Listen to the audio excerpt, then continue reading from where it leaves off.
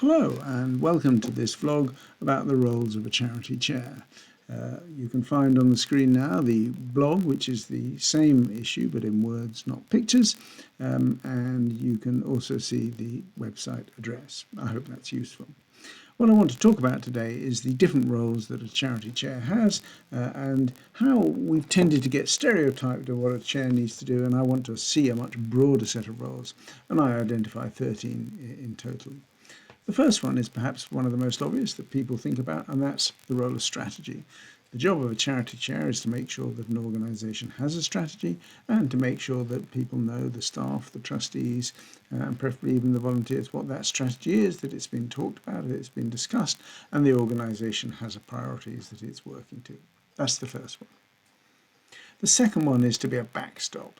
The role's really important, but it may never be used. But the backstop is when something goes hideously wrong, when a chief executive leaves, perhaps all too suddenly, or there's illness amongst the senior management team, or an organisation has a funding crisis. Backstops in charity chairs were used and needed a lot when COVID hit, and there needed to be a lot of thinking about how organisations were going to survive the financial crunch that the pandemic brought.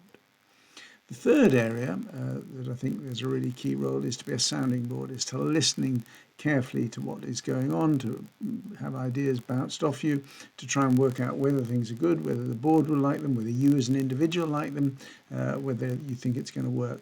These preferably are things that should come to you well before they are signed up and about to be dispatched as a board paper, making sure that you as the chair are there and in agreement. And what actually that means sometimes is that you're getting things months before the rest of the board does. But I think that's exactly as it should be. The fourth role as a scrutineer is to look at the detail, to say, well, how are we doing? Are our finances on track? Are we delivering the impact that we should be doing? What is it we're doing in this area or that area? Getting into some of the detail about holding the executive to account. At the opposite end of the scale is the role of being a thanker-in-chief, somebody who's there to thank staff, to thank trustees, to thank volunteers, to thank funders, to thank donors, and make sure that everybody knows that their role is appreciated. It's all too easy to have people beavering away, particularly volunteers, particularly donors, without necessarily feeling appreciated. The next role is very much a managerial one. It's to be the manager of the chief executive. The danger is that what you have is a chief executive who isn't having clear management. I think the chair's job is to manage the chief executive, to make sure they have objectives, to make sure they've had a 360 review process, to make sure that they're being held to account against those objectives, just like any other manager would. Next on my list is a manager of the board. Any good board will have a range of skills, but getting those skills to be used is not necessarily easy. So what I think the chair needs to do is to make sure if you've got legal skills, you're using those legal skills. If you've got fundraising skills, you're using those fundraising skills.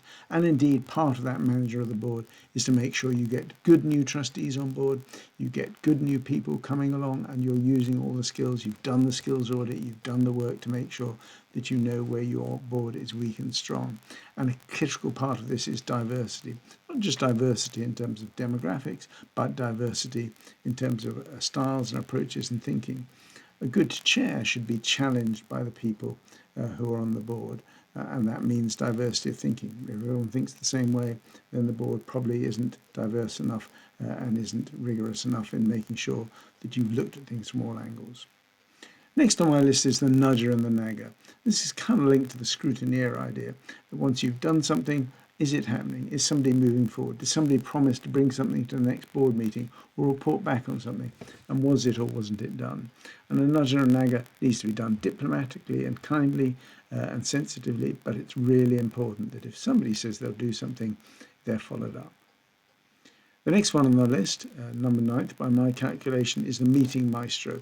Making sure that somebody the chair is keeping meetings to time, that you're covering all the issues, you're inviting all the people to talk, you hear that diversity of voices, and that you deliver the goods in terms of all those areas.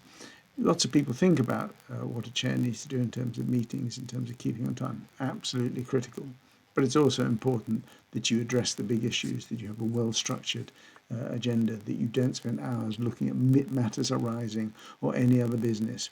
Every agenda should have a big issue to talk through and presentations from staff and the like. Next on my list is ear to the ground.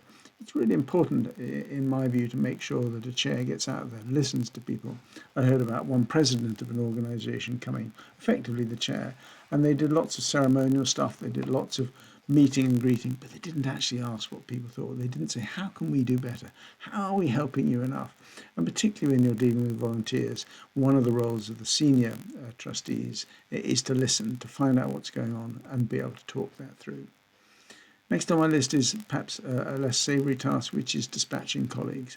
Not necessarily in a brutal sense, but to just make sure that people are keeping to term limits, that if there are 2 lots of 3 years, that's what's done, that you're getting new people in at one end and you're losing them at the other end. But sometimes it does mean, when you have an ineffective chair of a group, when you have a group of people who aren't delivering the goods, that you move them along, you encourage them, or you give them feedback, or you make sure that they're knowing that actually they're the only one who isn't doing what they're meant to do. So dispatching and making sure that colleagues, trustees are the very best you can get is a key part of the job.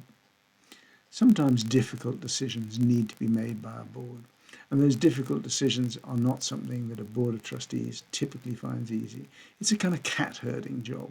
You're trying to get a group of people with different views, different ideas to make difficult decisions, which often are easier to try and duck and avoid. The chair's job is to make sure those difficult decisions are made. Yes, you need to do a restructure to cut costs. Yes, you need to think about closing a service. Yes, you need to make sure that you've got the right choice of chief executive or whatever else it is. And the cat herding job is made more difficult simply because often in charity boards, some people think, well, if I don't like it, then I should have a kind of veto. And that's far from the case in my view. It should be a majority of board members who do it, but often it takes a while to get to that thing. The last on my list, number 13, is succession and inclusion. Succession, it's time to go when it's time to go. Don't hang around. Don't stay on the board once you've been a chair.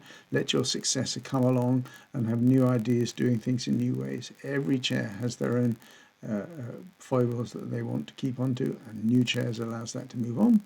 And it's also about inclusion, making sure that when you are recruiting for your successor, you do a broad, inclusive process. You're keeping diversity in mind, diversity of demographics, diversity of ways of seeing the world, and diversity of experience and insight. And all of that makes sure. Well, I'm sorry, I'm not quite sure what happened there. But the key point is that when a chair leaves, they should leave in a way that sets a model for other people and promotes both diversity, inclusion, and good governance.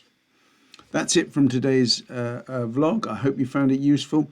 Please do look out on the website for other vlogs about all sorts of things and a range of things. Our recent piece looking at disability and a number of other articles about management, about governance, about building awareness, and so on.